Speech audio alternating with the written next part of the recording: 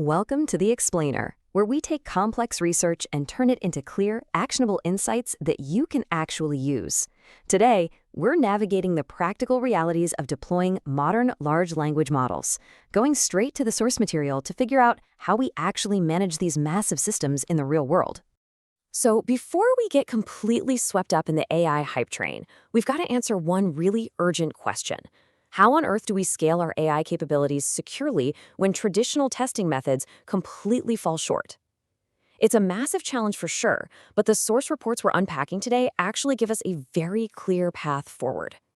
Here's our cognitive roadmap for today. We're going to cover 1. The LLM security renaissance, 2. Why standard pen tests fail, 3. The science of LLM evaluation, 4. Enter LLM as a judge, 5. The era of reasoning models, and finally, 6. Training AI to think.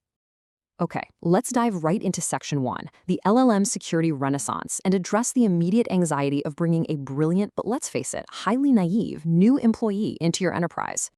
When you step back and look at the sheer complexity of modern, data-heavy AI operations, it's pretty clear we are facing a mountain of security challenges. Our sources point out that we aren't just squashing basic software bugs anymore, we are tackling massive privacy breaches and highly sophisticated adversarial attacks that can literally manipulate how a model behaves from the inside out. A really crucial example of this new threat landscape is the confused deputy attack. Now, this isn't just a system glitch, it's a threat actor actively using prompt injection to hijack your AI. Just imagine a helpful internal HR chatbot suddenly being tricked into granting a user administrative access to sensitive files. That right there is the new reality of AI security. Moving on to Section 2. Why standard pen tests fail. We really need to unpack why throwing traditional application security at this naive AI just doesn't work. If you map out the OWASP top 10 vulnerabilities across an AI architecture, the sprawling complexity we're dealing with is just wild. Securing an LLM takes deep architectural reviews and cross-disciplinary DevSecOps. Because data is constantly flowing through external plugins and all sorts of downstream services, your standard external black box testing just isn't going to cut it anymore. You see, standard pen tests that are just checking for your typical web flaws completely miss these new, highly actionable threats. A traditional security tester simply isn't looking for adversaries slowly, methodically poisoning your training data over time, or the catastrophic downstream impacts of giving an LLM excessive agency over your internal databases. We have to start thinking about security holistically. That brings us to Section 3, the science of LLM evaluation. Because once we've finally safeguarded the system, how do we actually know it's doing its job right? There's actually a pretty stark contrast in how we measure success here. Traditional statistical scores like Blue and Rouge are lightning fast, but they blindly count overlapping words and totally miss the actual semantic meaning. Modern model-based scores, on the other hand, capture that deep semantic nuance perfectly. But they introduce their own little challenge by being probabilistic rather than giving you a strictly exact, repeatable number. Which pushes us right into Section 4. Enter LLM as a judge. Because traditional metrics fail us, we're in this wild new era where we actually use AI to give our AI performance reviews. A really brilliant implementation of this concept is the question-answer generation, or QAG, algorithm. It uses structured natural language rubrics to evaluate accuracy without relying on unpredictable AI grading. It's super logical. Step 1, you extract the claims from the output.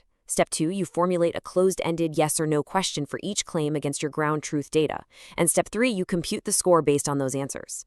It's an incredibly reliable step-by-step verification process. Now, when you're evaluating a RAG system, retrieval augmented generation, it helps to split your metrics neatly into 2 distinct buckets.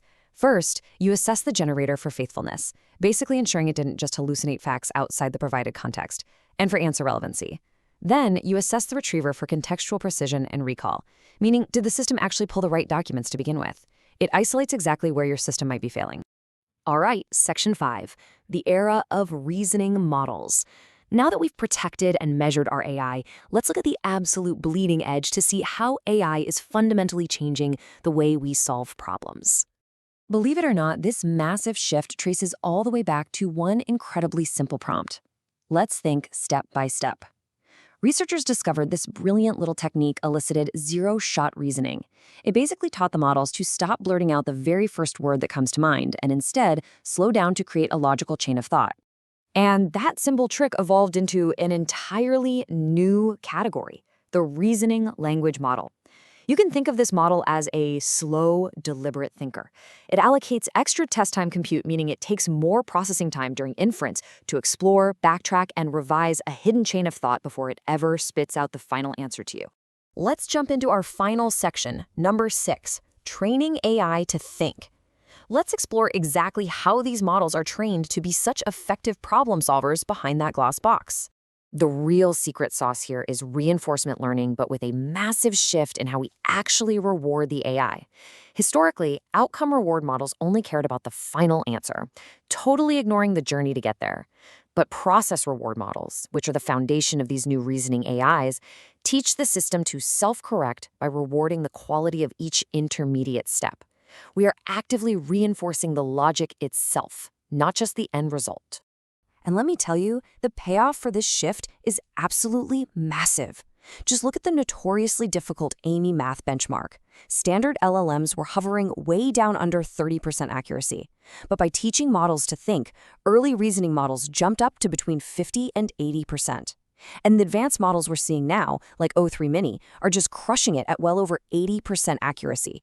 Which leaves us with a truly provocative thought about the future of AI development. We're seeing that as these models learn to verify their own logic step by step, their performance just skyrockets simply by giving them more time to think. So the big question is, will this inference time reasoning eventually replace the need for those massive multi-billion-dollar training runs?